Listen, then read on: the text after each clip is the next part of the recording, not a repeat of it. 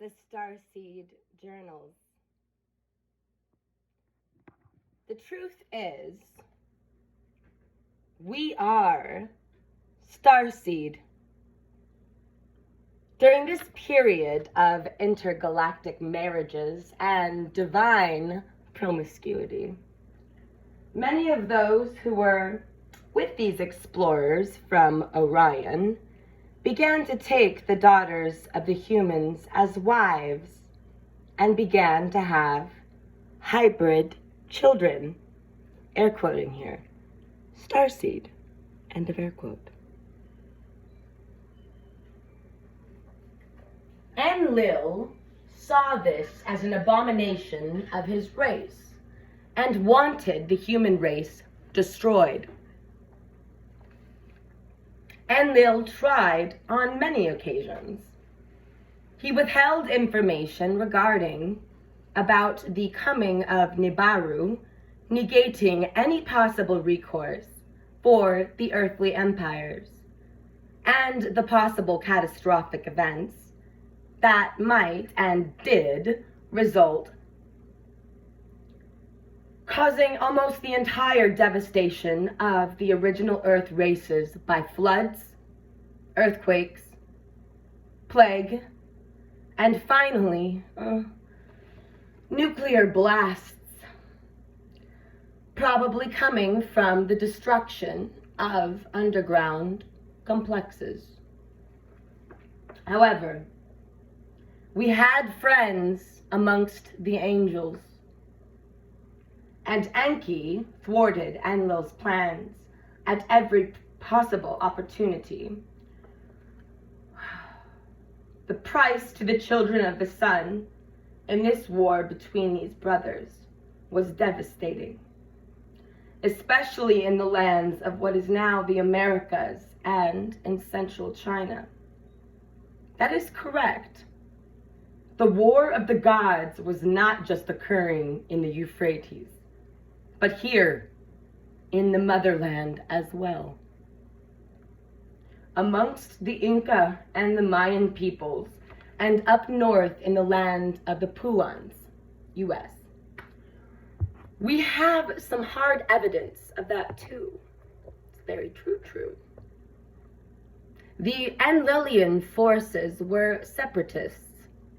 You could say supremists for the pure race, who decided to eliminate these very bright children of the sun. This situation began to heat up, leading to further divisions.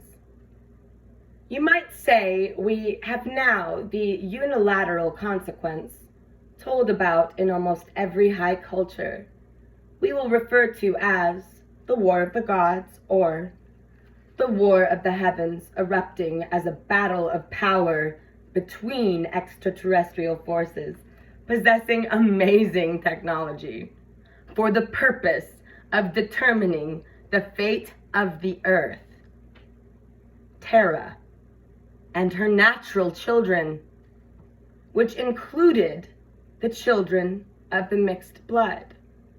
Ooh, chills. The Anunnaki. Aho. One aho. Just one for that. Enki's firstborn son was, as it turns out to be, Osiris, who believed that he, rather than Enlil's firstborn son, Ninurta, or Marduk, was destined to rule the earth from the Enlilian city of Babylon, the, air quoting, gateway of the gods, end of air quote. Osiris's wars against Marduk and brings his forces right up to the very gates of Marduk's fortress city. Osiris began in 3114 BC and sets forth an edict exiling his own half-brother, Marduk. Osiris, along with Thoth from Egypt, he was the Kukulkan to the Maya, Kukulkan, that's spelled differently, Kukulkan, began the first Egyptian Oh, wow, that's an interesting one. Okay. Pharaonic, like Pharaoh dynasty, with permanent military forces to guard the royal bloodline. He also establishes the first mystery schools, or temples of learning.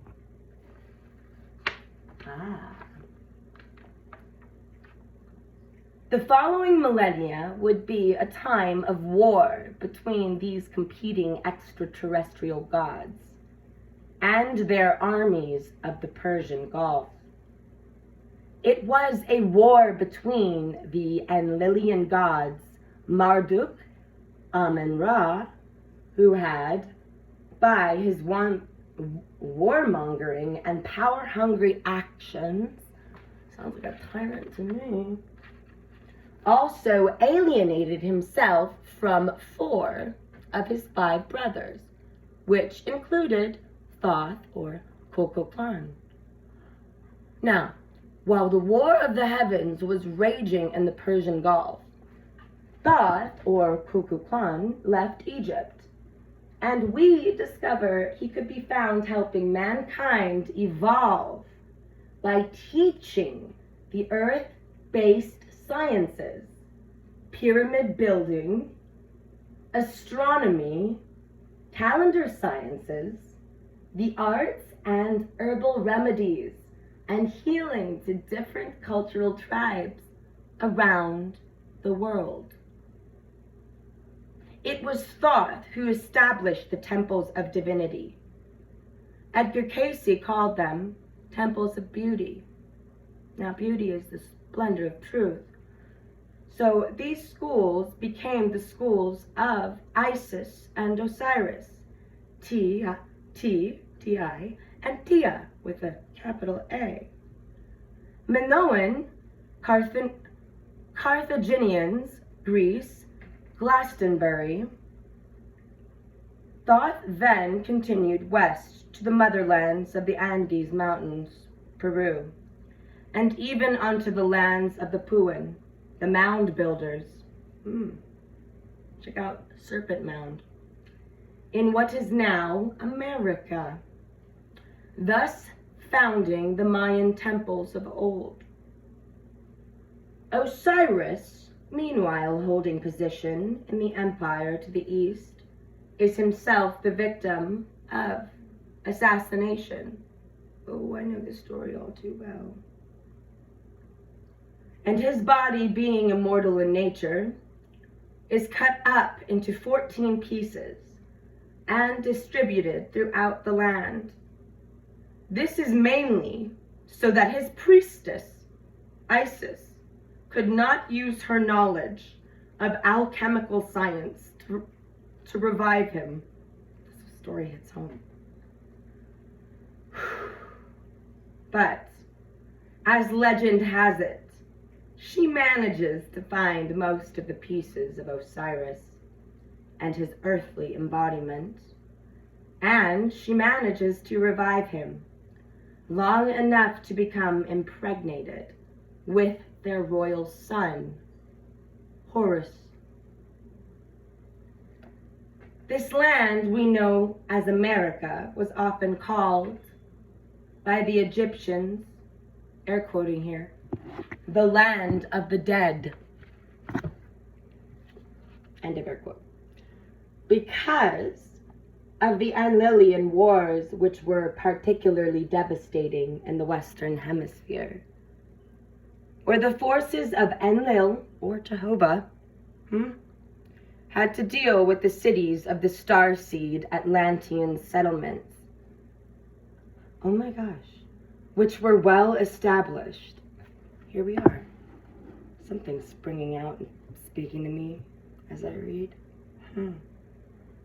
Most all cities in North America fell, save for a few outposts in Chaco Canyon. There it is, Chaco Canyon.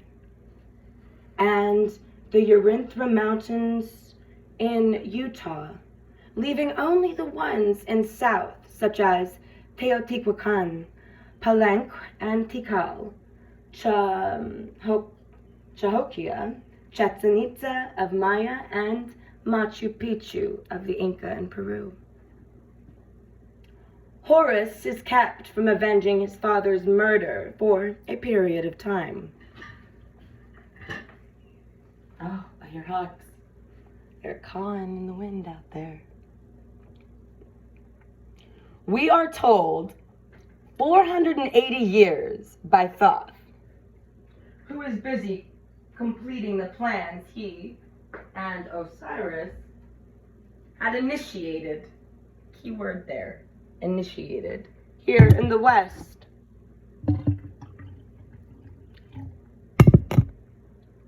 And the reestablishing of the temples of learning, the mystery schools, you see, and the education of the starseed of their true heritage and being as God men, God women. Also, Thoth himself is busy routing out the remaining forces of Marduk and his influences in the lands of Sumer. Here's a clarity point. America, a miracle. We'll return to this for a moment. Consisting of both North and South American continents in the Master's teaching, was often referred to as, air quoting here, lands of the dead in New Egypt, which rose along the banks of the Nile River. Old Egypt was in fact here in the Americas. Google Egyptian artifacts, Grand Canyon. Continue reading. And you may expect very shortly archaeological evidence to rise to substantiate this as a grand truth. The master teachings also tell us that America is the land of the Phoenix. Phoenix, Arizona, anybody? Where the legend of the Phoenix rising was born. In the Phoenix prophecies, we are told, air quoting, from the ashes of the destroyed civilizations of the sons of God, it is prophesied that the new, anew with two N's, which means a new race, shall rise once again and lift humanity to new heights, an upliftment of humanity, so to speak, and enter a new consciousness that will bring about a golden age. By the recovered Sumerian records, it is established that Marduk Ra, Jehovah, or Yahovah, or whatever, had conquered and ruled the Enlilian Empire from Babylon to the Balkans and all of Persia. From the vantage point of Western empires, they were held at bay by Thoth and the remaining forces of Osiris. However,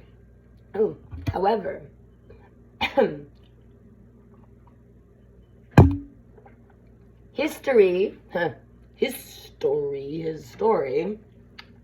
tells us that in 1595 BCE, which was actually more like 3,500 BCE, the Enki Yahweh influenced Hittites regained control of Babylon. The Enlilian forces of Marduk Ra Jehovah, themselves escaping back into space only after some very devastating attacks on the newly established settlements of Horus in the West. Grand Canyon, anybody? This final series of battles, it seems, destroyed the great temples of learning. The forces of Thoth in hot pursuit, leaving a small contingency here on Earth to prevent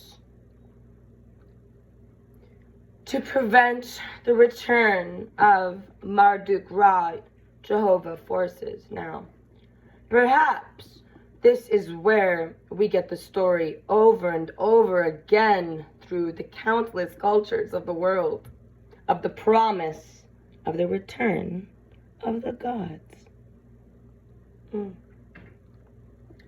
The royal lineage now flowed through new kingdoms of the earth, mainly Celts. As the old rings of civilization and the ring lords were vanquished by Ra, Jehovah's forces. Now, the new Egypt is the only remaining expression of the once glorious global power it once was. And it falls into a gradual state of degradation as a result of the Enlilian Wars. Old Egypt is no more. The temples of learning in the Western Empire to the south were also devastated by the forces of Ra, Jehovah, and humanity. It became destined, for a time at least, to survive with the memory of the grandeur once existing upon this plan of physical expression, of copulating gods. For as the age of man came upon us, the sons of God were, for the most part, diminished in numbers. Their cohesive strength making them little more than wandering refugees upon this land. Their cities reduced to mostly ashes. Their technology vanquished along with their culture. They were reduced to warring amongst each other. Ring a bell, rings a few. And the Liberty Bell broke a long time ago, so it's time we mend that. They lived in constant fear of the ever-growing number of primitive, warlike Homo sapiens sapiens that constantly descended upon them as they tried time and time again to rebuild their lost empires of old in remote mountain areas. There were many more elements involved in this story, and perhaps I will bring those forth in future works, as the mystery and the evidence to support the myth makes itself available. Aho.